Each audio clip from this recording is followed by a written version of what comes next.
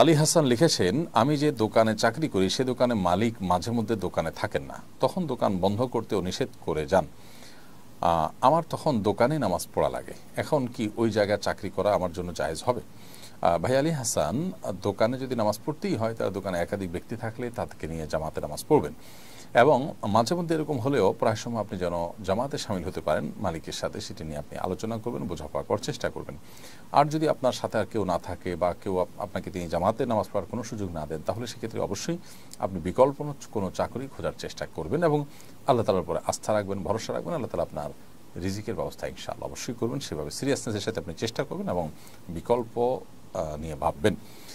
মুবাশশির আলী আপনি লিখেছেন, বর্তমানে অনেক আলেম বিয়ের সময় মেয়ের সামনে বসে কবুল পড়ায়, এটা কতটুকু ইসলাম সম্মত?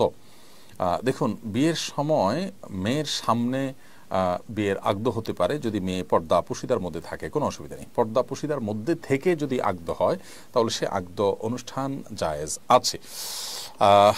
আর যদি পর্দা পুশিদার খেলাফ হয় তাহলে সেক্ষেত্রে মেয়েকে উপস্থিত রেখে এমনটি করার কোনো কারণ নেই, কারণ পর্দা ইসলামের ফরজ বিধান, বিধায় সেই ফরজ বিধান বিবাহের মধ্যে লঙ্ঘন হলে সেটা কিন্তু নাজায়েজ কাজ হবে।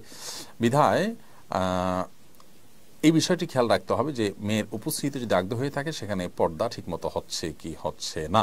তো এই জন্য মেয়ের উপস্থিতি থাকাটা যে জরুরি নয় সেটা আমাদের বোঝা দরকার। অনেকে মনে করি আমরা মেয়েদের উপস্থিতি থাকা জরুরি, মেয়ের উপস্থিতি থাকা মোটেও বিয়ের আগদ সম্পন্ন হওয়ার জন্য জরুরি নয়, বরং আগদ সম্পন্ন হওয়ার জন্য মেয়ের অনুমতিটা জরুরি। অনুমতি যদি নিয়ে আসা হয় বা মেয়ের সম্মতি যদি থাকে, সেক্ষেত্রে মেয়ের পক্ষ থেকে মেয়ের বাবা বা পরিবারের কোনো সদস্য তার তরফ থেকে প্রস্তাব বা সম্মতি এটা দিলেই চলবে ইনশাআল্লাহ তাআলা।